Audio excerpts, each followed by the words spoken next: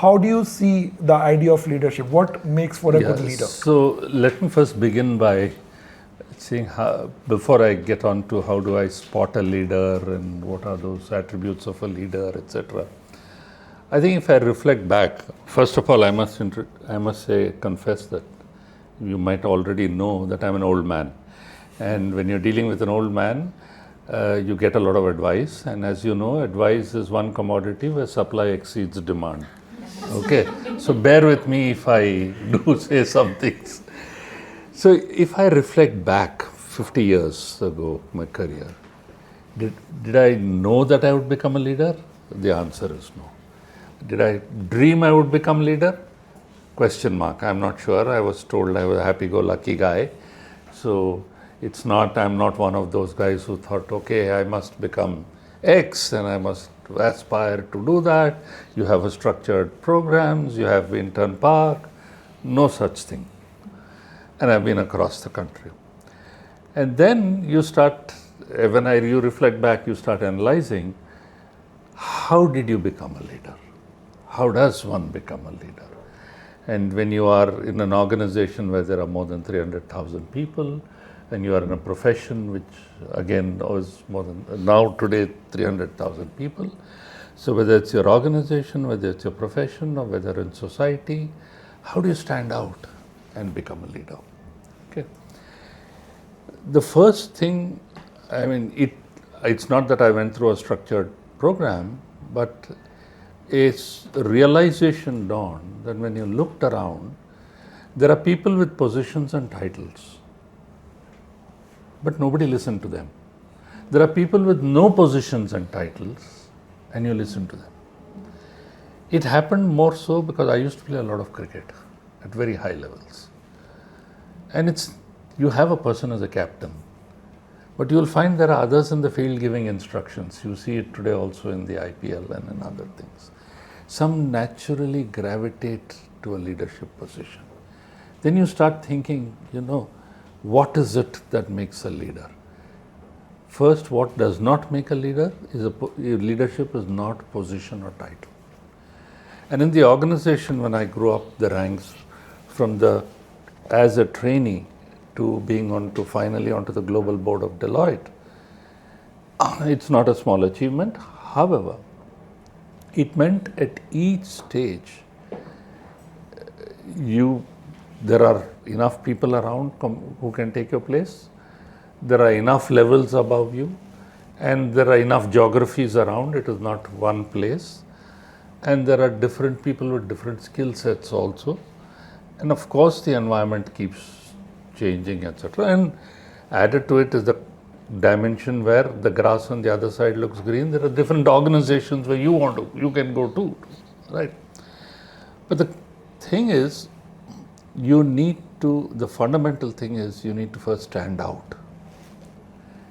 And I soon realized that leadership, the first quality of a leader, amongst the many qualities I can take you through, is quality itself is the best ambassador. If you stand out, and I ask the question even today, even as a director, why am I wanted?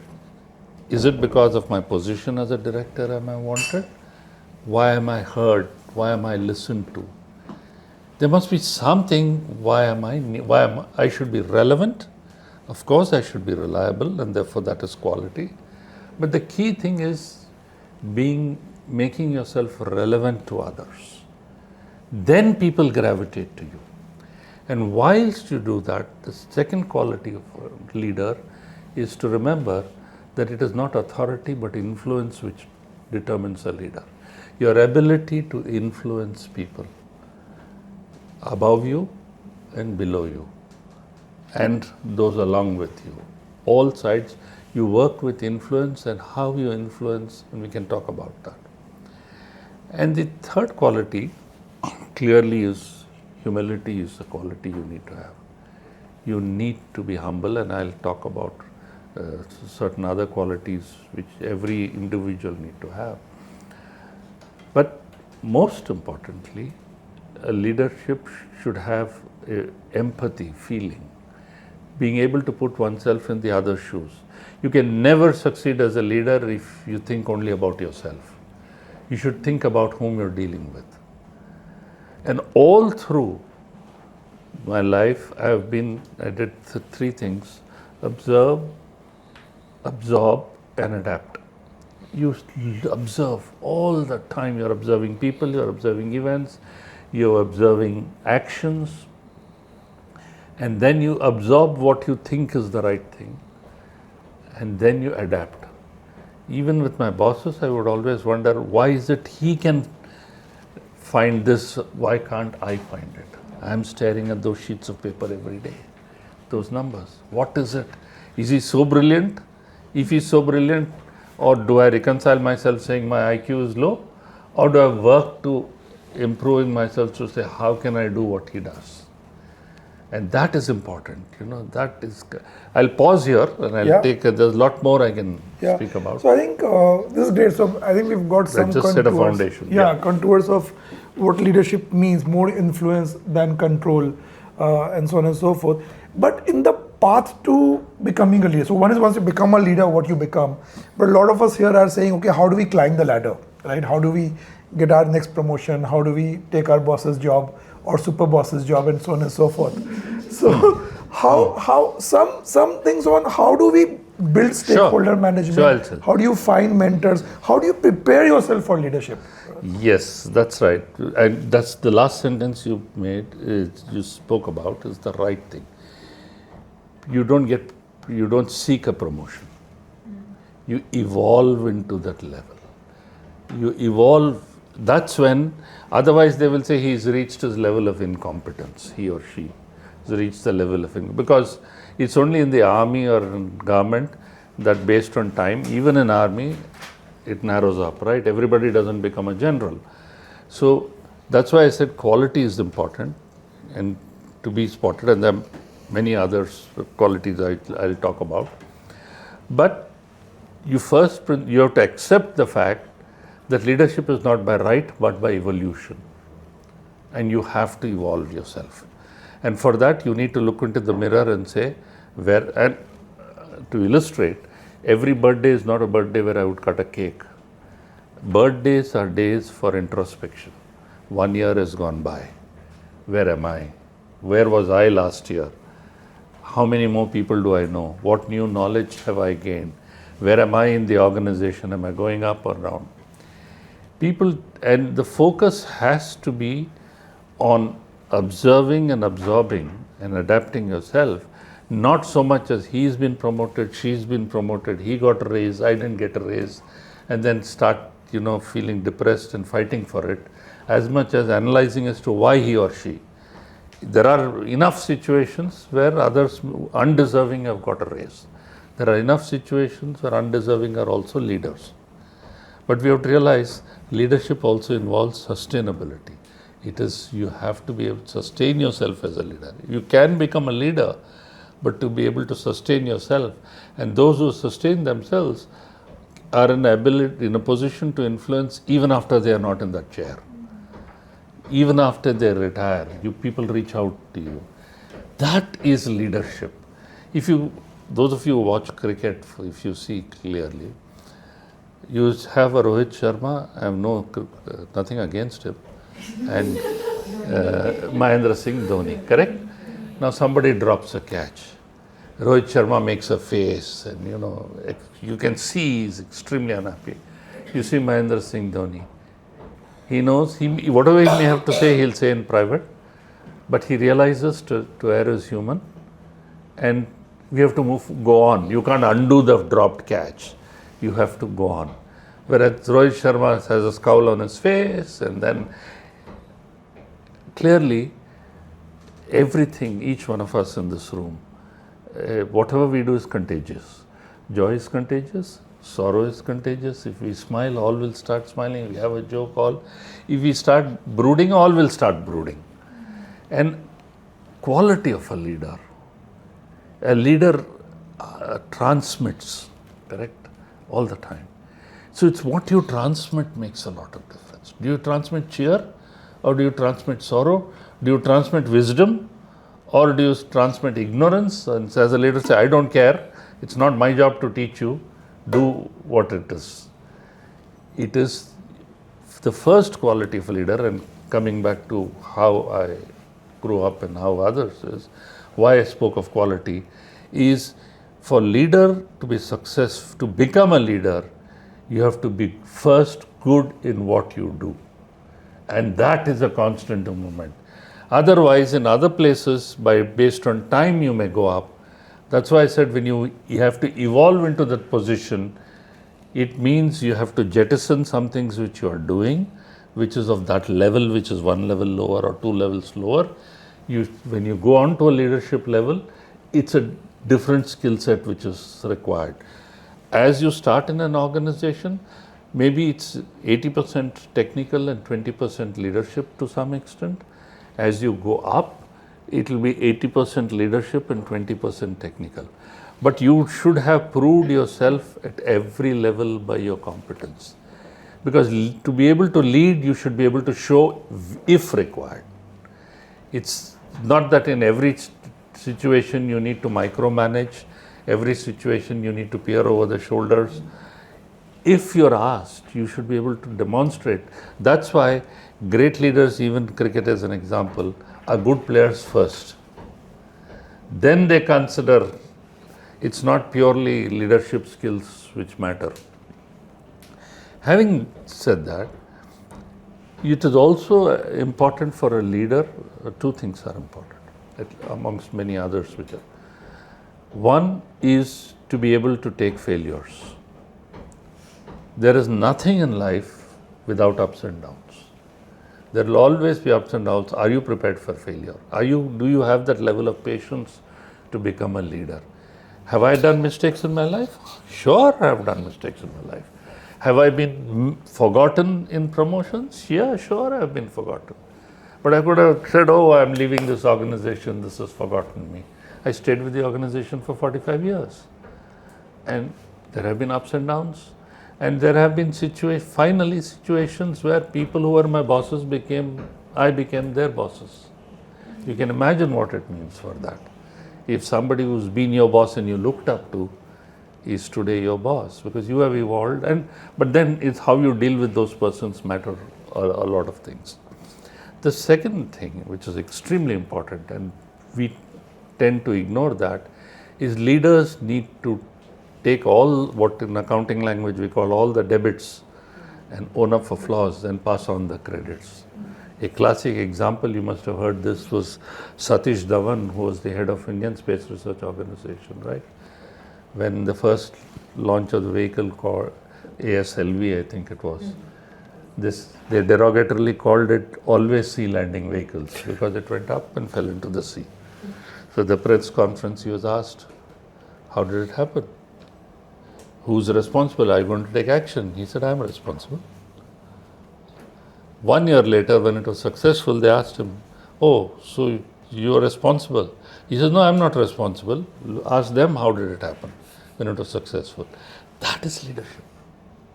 You'll always get the credit, but it is collective success as opposed to individual success which makes you a leader. A leader should have a team, right? He can have a team only when there's collective success. Otherwise, you're solo. Yeah. So, just want to make this a bit more sharper and narrower, Sure. Mr. Ramesh. So, the whole idea of stakeholder management, right? Because a lot of us are individually driven. We're like, okay, we're doing fantastic work, right? It's somebody's job to come and see I'm so awesome and give me a promotion, right? And especially in some situations, you might think that stakeholder management is actually politics. That why do I need to impress or anybody else? Why do I need to navigate what people are thinking about me, right? But we know as leaders, because it's not just, you don't just promote one person, you promote also the narrative around that person, right? Because nobody succeeds if they don't have the stakeholder support to leadership. How can we actively navigate that? How can we actively build stakeholders, mentors? How can we build an ecosystem where we get propped up, spotted in a setup? And what should be our approach to that? Two things again. The first is we need to be recognize that in any role which we do, it is not about us or myself being successful. I have to make my boss successful. I have to make my stakeholders successful. And same thing when we are serving clients, and you would be doing the same thing. It is, if you make them successful, then you are the most wanted person. It's the moment you start thinking on that, saying, how do I make him successful? What is it he needs to do? Because it is not how good I did and what I did. It's same thing in cricket. It's I can score 100. You'll have the headline, Sachin Tendulkar scores 100, India loses to Bangladesh, which has happened in reality. Okay, correct. So do you want that? No, you have to be able to get the stakeholder successful. And it is true in life that it's not about giving visiting cards. Visiting cards doesn't mean anything. If you help somebody, make that person successful, do somebody a favor without expecting anything in return, someday later you will find that that person will recognize you and say, hey, you remember that day you helped me? And you may find him or her useful to you. So that is one of the first things you should understand, is to be able to make the stakeholder successful. And the second is what I would call the likability factor, the L factor. In fact, there's a book on likability factor, the L factor. Two persons performing exceedingly well, who will get likely to get promoted? The person who's most liked. And being liked is not being liked by one individual or one stakeholder. Word spreads around. You won't believe how soon and how fast your reputation spreads, good or bad. So it's from the liftman, you say good morning to him, to everybody, you're smiling character. They say, oh, Khadus hai, oh, this person is this. It spreads around. So improving your likability factor is extremely critical. Stakeholders will value you if you're liked. It's like even clients in our type of business. You have to realize, as you progress, there is equality in quality. Okay, everybody has same knowledge, maybe. Airlines, everybody has the same aircraft, Boeing or Airbus. How do you differentiate yourself? Why is it in some you find joy in going, in the other you find joy in interacting or going in an airline, and in the others you don't? It's because of the likability, the warmth, the feeling. And improving the L factor is critical, and without the L factor, it doesn't work. And critical for a leader also starts with L.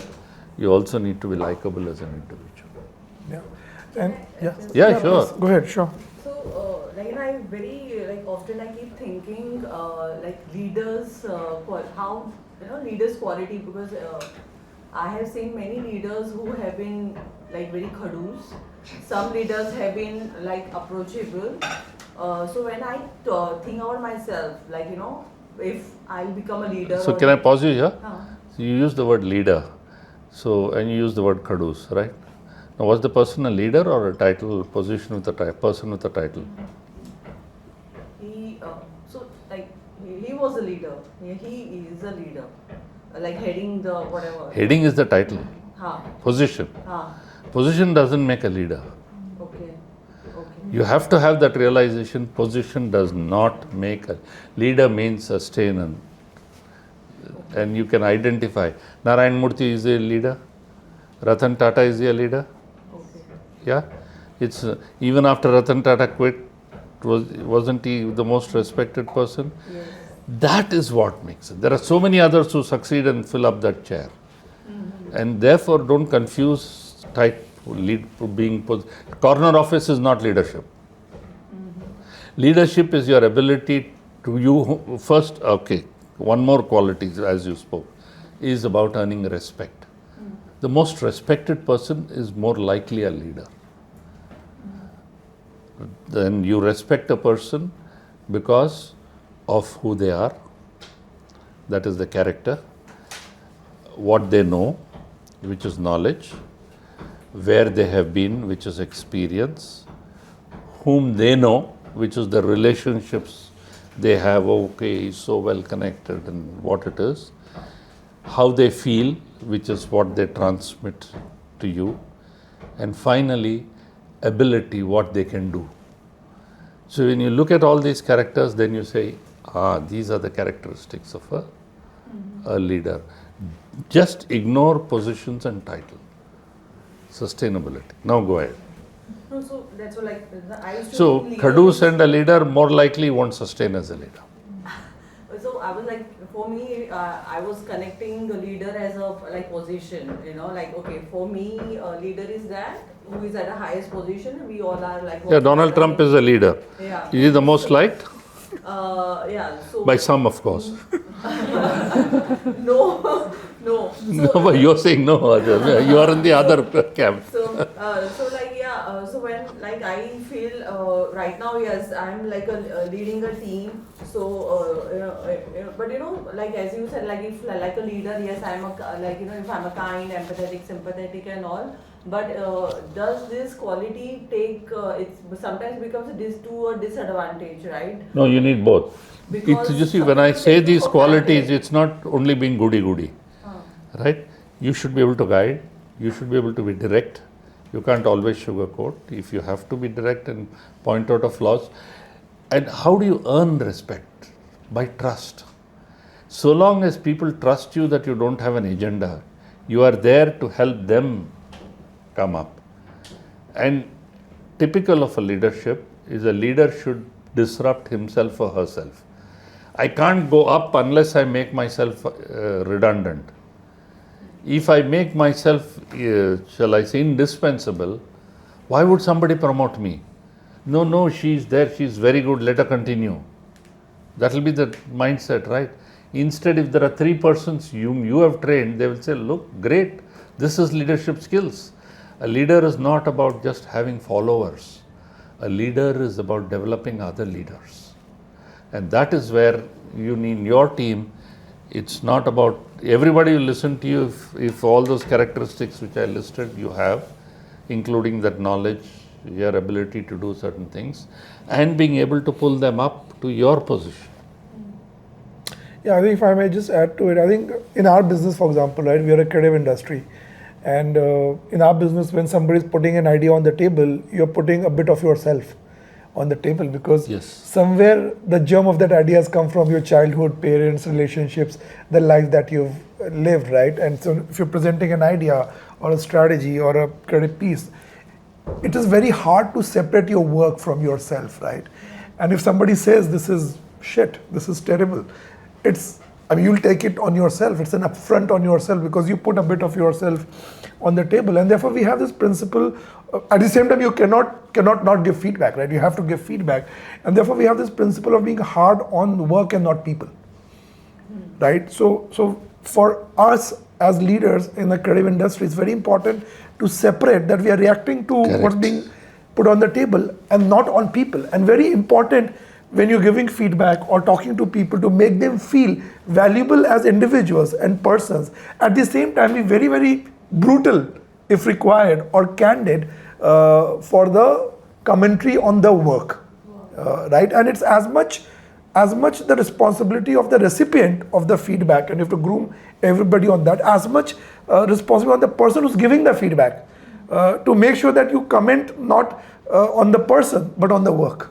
Right, so you can be khadus on the work, but you cannot be khadus on the person. Right, you can be hard on the work, but you cannot be hard on people, because finally human beings are emotional. They have sentiments, and if you compromise that morale, then you will not succeed. Have I found people who are very good at their work, but not so groomed as a person. Correct. When I say person. Because maybe of their past experiences, they are built the way they are, and everybody has their own thought process. But the effort is, because the work is so good, that my try is to also improve the person as a person and as an individual, because then you will at least groom him as a leader. So, have you come across someone like this? Oh, sure. A lot. I wouldn't say someone, there are many. What happens, that's why I distinguish between technical and leadership qualities, right? They're technically very bright people. But because they never worked on leadership qualities, never worked on the human element, they were technical specialists at that level.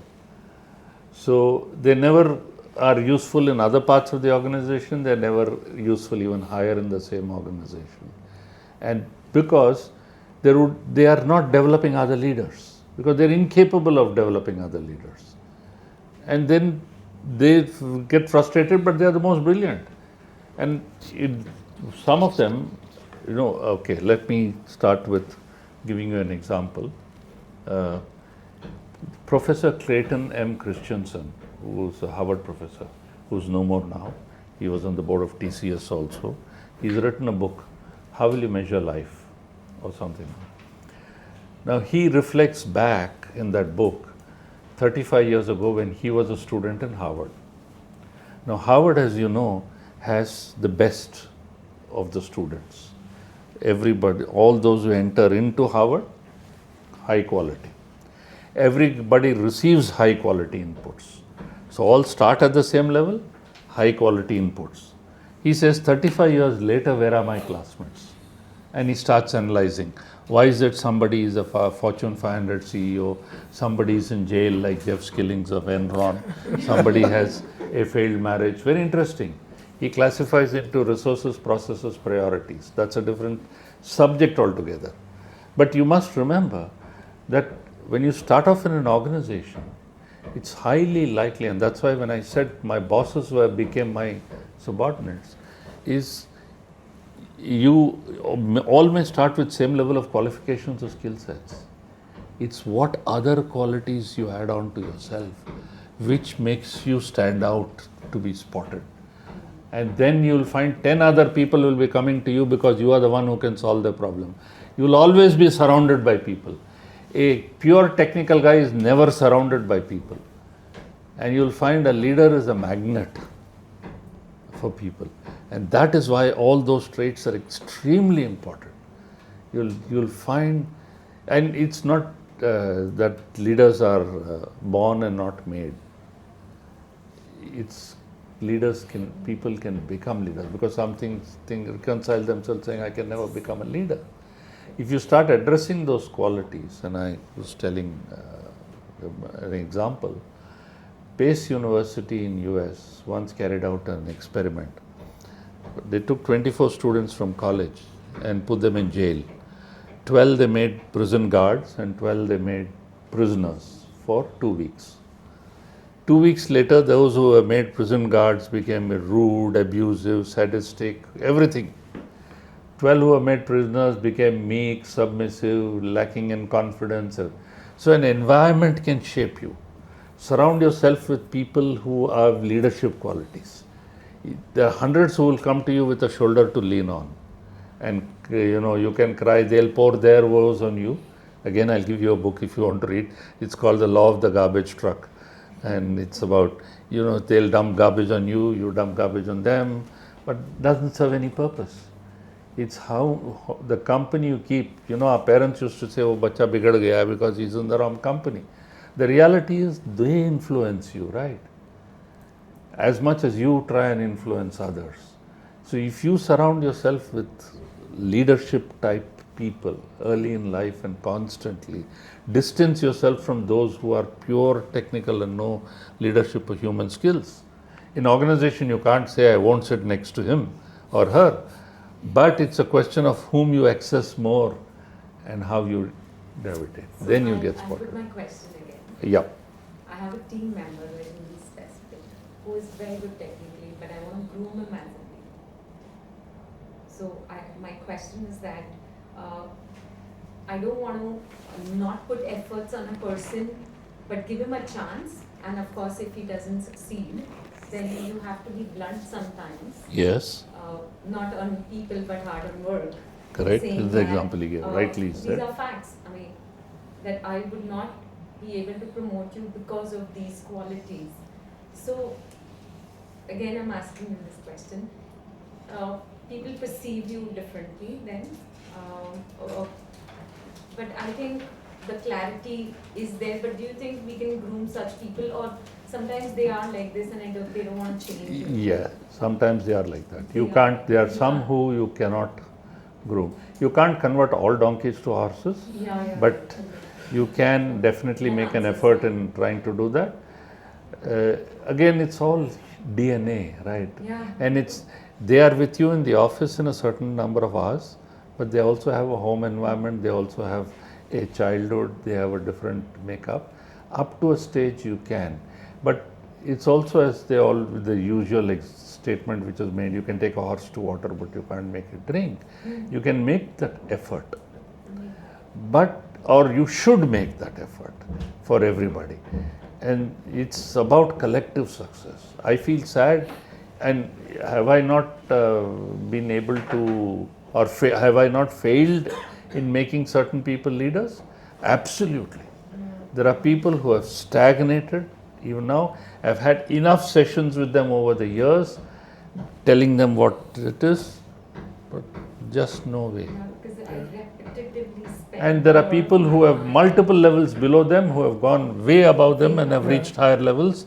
And I feel sad that this person is brilliant technically, he could have been in that position. I think two more additions to that narrative. I think one is, as a system and maybe as a country, right, we've been so meritocratic driven and so skill driven, like engineers, MBAs, IIMs, IITs, right, that I don't think collectively as a culture, even in organizations, we focused so much on leadership.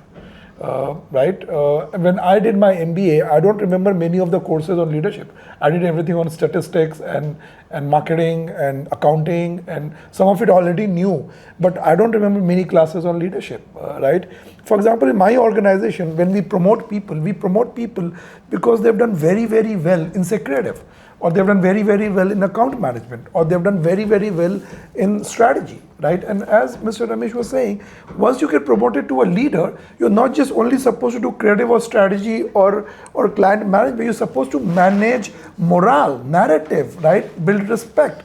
But there is no grooming, there is no training, we've not invested time, energy, effort, we've not built a narrative. And I'm a big believer that what you chase is what you get as an organization, right? If you build an environment that we need to be leaders, we need to have respect, we need to build that narrative, I think you will gain more than you do. So I feel, as a culture, country, set of organizations, we need more input and more consciousness around the need for leadership. A lot of the leadership today in our world is understood as positions. As he said, that you get promoted, you become a leader, right? That the consciousness that when you get promoted is just about the beginning, and you may actually fail dramatically if you don't transition yourself to a leadership. I don't think that conversation is happening enough. Absolutely correct. And one of the things why people try to seek sympathy to rise higher. Yeah, that's You should never do that. You should get spotted by your work in terms of what you do. The moment you say, look, it's on a sympathy factor, you start trying to take advantage, you will be at a complete disadvantage. So, let me divert by telling 4 things, just for you to remember. Every person, I believe, should have 4 H's. Okay. Now, I'm slightly moving away from leadership. The first H is health. You can have all the knowledge in the world, you can be the best leader in the world, but you can be the richest person in the world. If you don't have health, you can forget about every subject, including leadership. So being healthy is absolutely critical. The second H, which is extremely important for a leader, is honest, being honest. You should be such that your autograph should be wanted, not your fingerprint, right? And essentially, therefore, integrity is not when everybody is watching. So you'll find true leaders are persons of integrity, and therefore you take years to build a reputation, you can fall overnight for one misdemeanor, one act which is inappropriate. So that's the second age you'll have to remember.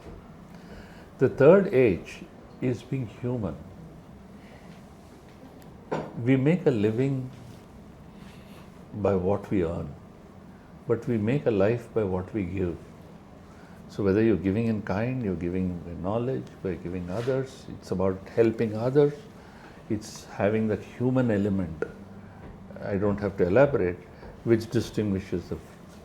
And the fourth is hunger, not for food, but for hunger for success, which you can convert it to passion, you may say, whatever it is. Unless you have that burning hunger, he who has no fire in himself can't warm others. Right? It is fundamental. So these 4 H's are important. And then you need to have perseverance, you need to have purpose, and of course you need to have passion, which is hunger in a way. If you remember these 3 P's and 4 H's, you can start analyzing yourself and then say, where am I in this? Which of those H's I need to improve?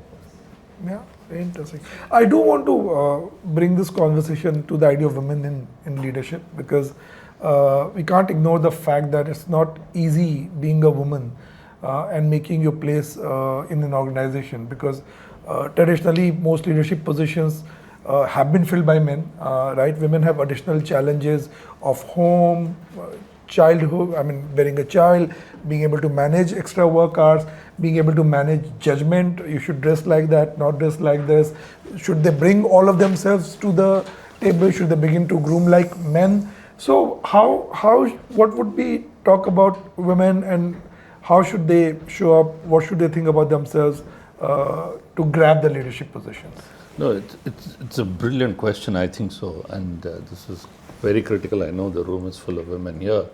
But it goes back to the thing is, first, don't identify yourself by gender. Okay, and that's where hats off when I see women succeed, and that's why even these news bulletins being read out by that Qureshi and that other leader is a powerful statement. Yeah. And the Western world may say a lot, United States may say a lot, but they never have a US president who's a woman. Yeah. Whereas even a small country like Sri Lanka or Israel or India, we've had presidents, people in leadership positions who are women. So I personally of the view, and diversity is not about just getting the numbers right. Diversity is also about the right people in the right positions and ensuring that that pipeline which you create is a pipeline which is available for all. Having said that, I concede it's more difficult for women. Equally, they are resilient, but the real thing, Dheeraj, is that one should have a never give up.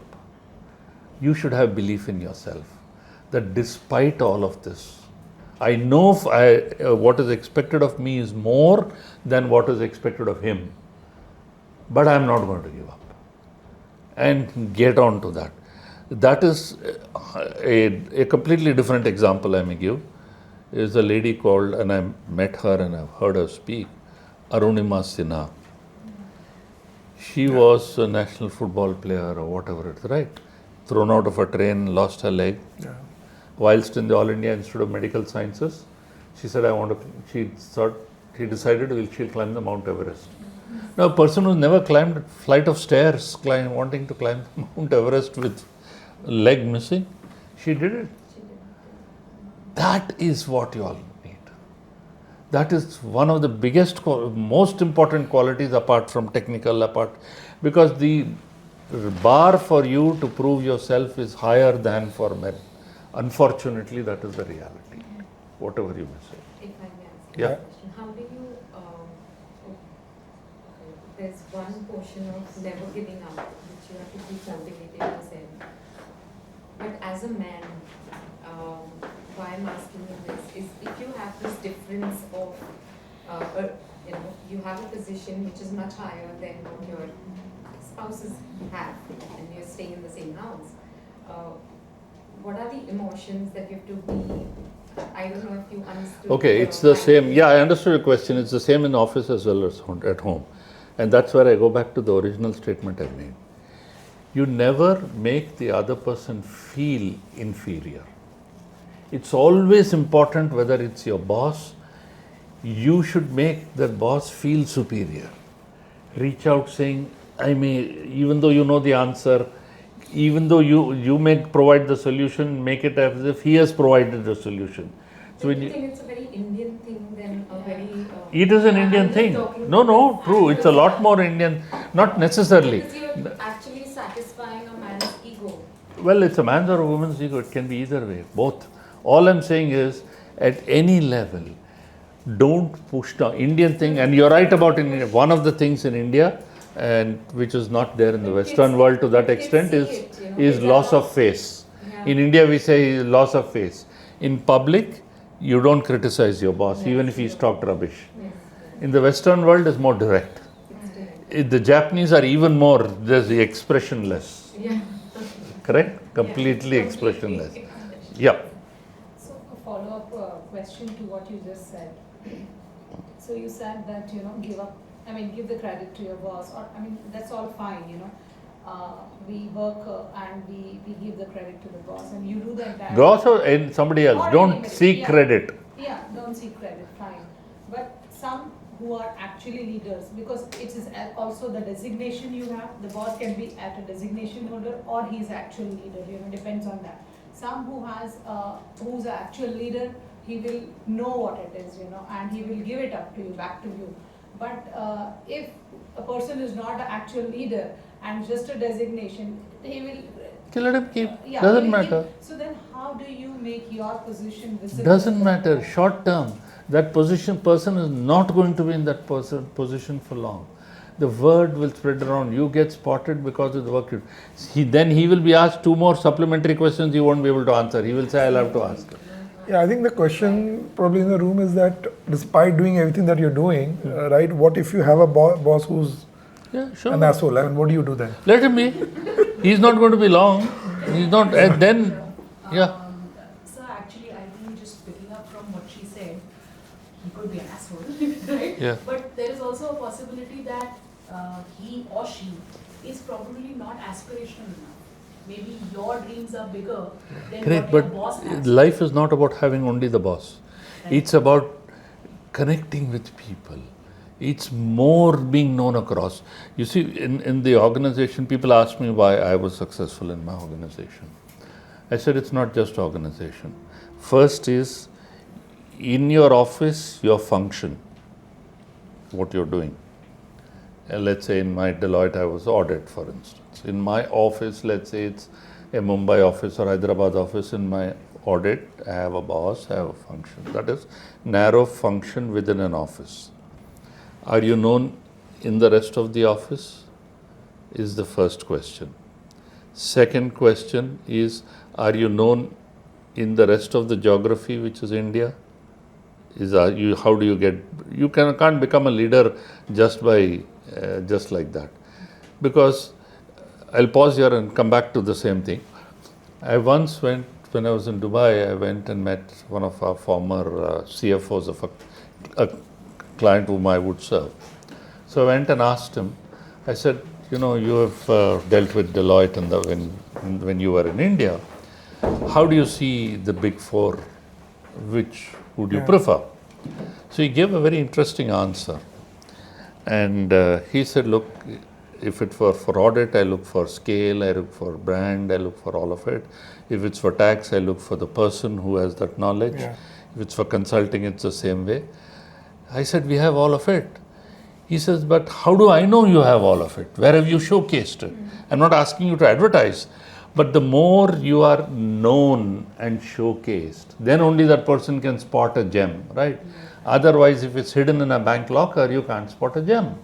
So it's similarly in organizations, it's beyond that function in the office, in your office, across geography, across the country, across countries, then in your function, across the country, in your function, outside in your profession, outside in the society at large, outside in the marketplace with the clients you serve.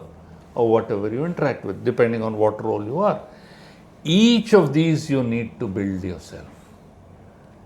And that is where the word spreads around. That's how you become a leader and get known. I used to develop people by saying, go, this is a huge conference, go, you'll interact with 5,000 people. Yeah. They'll go sit there and listen to the speaker like this. Not even exchange visiting cards with the person next to and try and understand. Then what's the point? There is a book, Never Eat Alone. You can read that book. And that's fundamental. People come to lunch rooms and then they come with a lunch box and sit only themselves. Whereas you'll find real leaders, there will be, I'm told that that sort of leadership is visible even in local trains. There is a person to whom everybody gravitates. So sit with the lunch box each time with a different person, get to know.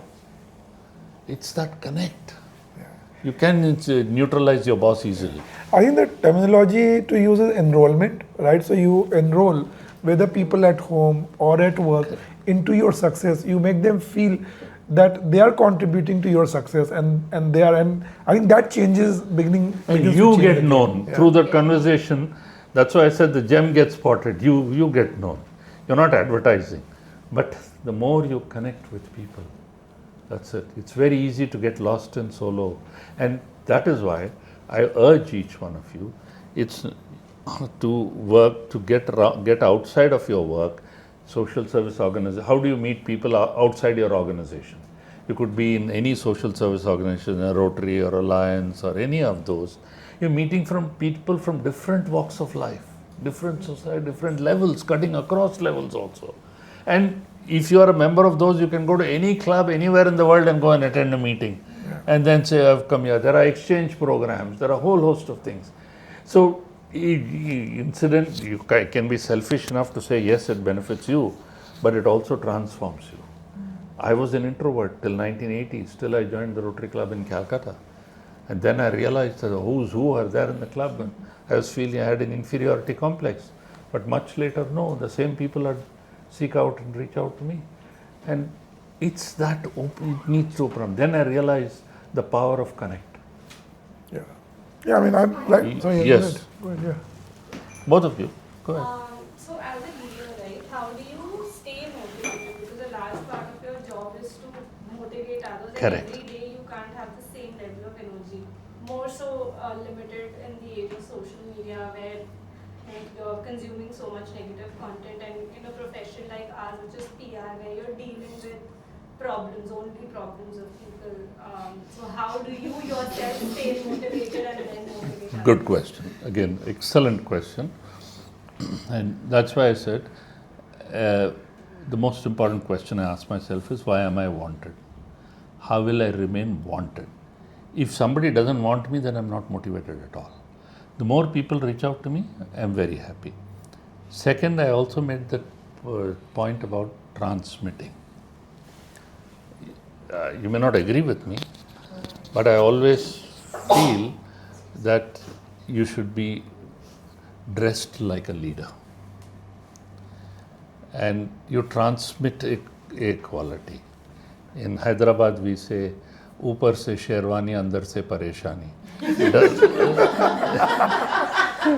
Doesn't matter, but at least that upar se sherwani is there, right? You look at that. So you're saying, here is looks like a lord, looks what it is. So you're transmitting a certain image, and then people come to you. So the third is you motivate yourself even when you're down. Seek people who are cheerful. Why did I accept to even come here? Because I know I'll meet a different generation, completely different generation, which will raise my levels of the spirit. I get motivated because when questions are asked, we get motivated. Because you come from a different mindset. And motivation, there will be ups and downs. But when you are down, you don't dig a hole and get into it. You go out and meet people who are cheerful. You'll find that you may be seeking shoulders to lean on, but you'll find that contagious thing which transmits to you will actually cheer you up. You never sit at home when you are down. And equally, you can be down for a variety of reasons. You can be down because you have not met your own standard, and that is a motivation.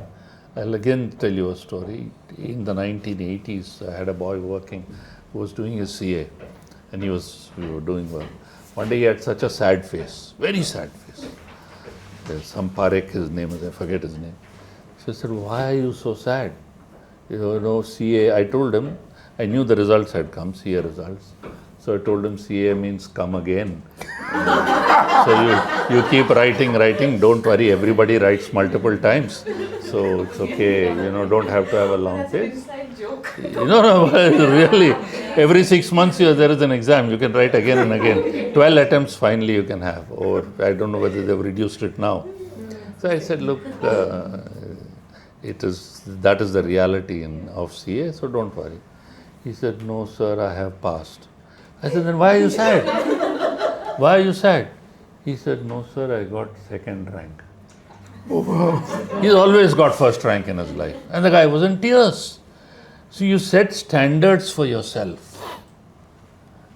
I was told that young boy, 14-year-old boy who played IPL, he got first in match, he didn't do well, he was crying. Yeah.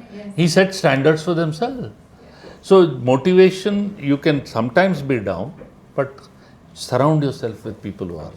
Yeah. I can also add to that. I mean, we, for example, are in a very high client contact business as well, advertising. And we have 1,200 people, 150 clients. Any morning there'll be some explosion, right? It's like my analogy is that restaurant chalaoge to kisi ka omelette to jala niklega usse. Correct. Right? There's not a single day you don't get an escalation. But it's important for us to realize that everything is at a point in time, right? Everything gets passed. Next week it'll look different, right? So having that sensibility in your mind that everything is a point in time, everything gets solved, the world doesn't end, right? Super point. Nothing is permanent. Yeah, nothing is permanent. Joy, sorrow, nothing is. That's very tricky because especially when you have team members and that it's also about energies, right? Every day, and the client demeanor is obviously you would understand that it's never positive. Every morning you get yelled at. Yeah. Your team gets yelled at by different clients. There are chances, different times that different people are coming at you. So I think at that point it's about drawing that boundary and not. Yeah. No, it's also about understanding that person. Why is that person angry? Why is that person unhappy? And then it's. No, then you withdraw. You'll come back later, that person will have a realization, sorry for my outburst. It's highly likely. Otherwise, it's not everybody is like that. There will be toxic individuals. Yeah. What you're speaking of is toxic individuals. Slowly you distance themselves from them. You have no obligation, fine. For some time, yes. Yeah. Yeah, you had a question. Yeah, so, sir, you said something about introverted. So, as an introverted and reserved person, like I have made myself an ambivert, but my core nature is still very much that. So, I often feel that, I have to put in extra work. Just doing the work is not enough, and I have to put in extra effort to get noticed or, build that impact. Sometimes it's exhausting. So, how do I manage that, or how do people like us, But what's wrong in putting I'm not talking like Narayan Murthy or S.N. Subramaniam on 70 hours or 90 hours. Okay, so don't quote me for anything. So what's wrong in putting that extra? Why are you comparing with somebody saying without putting extra work that person is getting all the glory? So what? You will be spotted. It is not not that you should put in the same effort as the others to get success. So what if you put in? What matters is ultimate success, right? Have that thought in mind.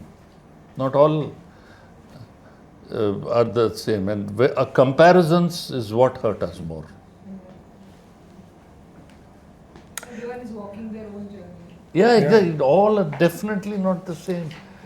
Oh, each one you should know how to keep distance from certain people who talk rubbish. And I had a guy we both wrote the CA exam and came out. So I didn't do well in that paper. I thought I didn't do well. So I said, look, I didn't do well in mercantile law. And he says, you should catch the bull by its horns. All that lecture he gave me. And finally, when the results came, I got 72, he got 27. That's the reality, but that's how it is. Yeah. On the introvert extrovert piece, I mean, I can talk about myself. I was a strategist, a planner all my life, 17 years. The maximum team I handled when I was head of strategy at APAC was 25 people, right? Yeah, I mean, because you're a strategist, it's the smallest team in our business. And I was introvert. I was like, I would do my thing. I will do my piece, do my strategy, and I say, okay, this is it, right? And in some sense, actually, I was disdainful of the idea of reaching out, connecting with people. I made a brand of not wanting to reach out. But somewhere, and then suddenly my career path switched and became a CEO. And I realized you can't, as a CEO, you can't walk into an organization of 1,200 people when they're looking at you and be not smile at them, right? They're like, what's wrong with our organization? Why is the CEO so sad? Right? So I started there, and then I started reaching out to clients, people, and I started enjoying. And somewhere I realized that was my diffidence, that I was not reaching out to clients, that will they answer my call, will they like to talk to me. I figured they love talking to me because I was talking insights, I was giving them strategy, I was solving their problems. Every client would answer my message, they would want to talk to me, they'd look forward to my call, they look forward to the conversation. Similarly with people. So in my mind, I figured it was my diffidence, that will I be accepted, will I be liked, will people want to talk to me. And when I opened that up, and a lot of people who now see me might think I'm an extrovert. I'm still an introvert. I take about 200 people to Goa on a workshop. I run that workshop with my people, and after 2 days of workshop, I vanish to a bar, order 4 drinks, switch off my phone, take on my shades, and just bring my energy back. Right? But so I think the insight there is that once you begin to reach out, you will start enjoying it, and it'll stop becoming a chore. So let me ask a question for this group. But let me preface it first by saying I have no political leanings. I'm not a fan of any particular person like that. Is Narendra Modi a leader? You will all say he's a leader, right? If so, why? Why is he a leader? Ask yourself that. T-boy, right? How did he become the Prime Minister of the country? He's a very good spokesperson. So, good communicator. So, communication skills are essential for leadership. I'm leading from that. And then that's all. He could, as a tea boy, he would have been selling tea very well, speaking very well. Is that enough? Accountability is He Meaning? has a way to connect with people and attract people. That's the biggest quality, I think. Yeah, that's a good observation. Yeah, he connects with people because he communicates. He has a certain personality where people get attracted to him and therefore tend to follow him. Any other? At the end of the day, he was tea boy, right? Huh? I don't think it was about tea. I think he had a larger vision. He may have had a vision, but everybody will have a vision, right? How do you translate that into something? How do you gravitate from a tea boy, or how do you become from a Dhirubhai Ambani, from somebody who's at a low level to become one of the richest men in the world? He's made a good team and he has empowered his team that he did. But as a tea boy, what team will he have and thereafter? He has become Because he's went on to the national stage, right? And in politics is dirty. People pull you and down, this, that, whole host of things. I think he found the right, like, I think to add Sponsor? what he's saying. No, right people, like Ramesh or right kind of people who. But you have to realize that certain people have leadership skills, and it's that connect, good communication, maybe empathetic, maybe may have helped a lot of people over the period of time. It's also about being mobile. It's about seeking opportunity. If opportunity comes, an opportunity always knocks at the door. But it is for you to have to get up and open the door. So if suddenly a chance opportunity comes, you grab that opportunity, which will showcase your skills. You can't say this is not my job. And in organizations, people tend to say, it's not my job to do it, let it go. Why not? I can learn by doing something.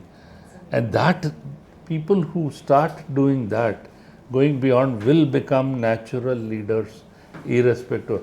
And therefore, when he is Prime Minister, even the world's top business leaders, I've seen him interacting with business leaders. They were eating out of his hands. How is that? Yeah. This man has no qualification. There's one point I disagree Yeah, sure. But to drive home a point that don't think it's only qualifications that make a leader, don't think that right organizations or right bosses make a leader. It is a lot within you. So don't subcontract your career to saying my boss will take care of me, my organization will take care of me. You have to shape your career. You have to do that. Yeah, I think that's a great. Oh, you have Yeah, a question? please. Okay. Yeah. So you mentioned about your growth in Deloitte, wherein you had multiple situations where your bosses became your subordinates. So during that situation, were there any key challenges which you could share and how you handled it? Yeah, maybe two challenges in the sense. First is when your boss is your subordinate, you don't give instructions. You collaboratively go and say, how do you think this should be done? What is the better way? Continue to give him the feeling that you are only in a certain position, but you respect him more for what it is. You will find that he will be collaborative with you because he knows you're not using position, and he also knows the organization, there are positions, and he says, okay, you're younger to me, I'm older. He will reconcile you.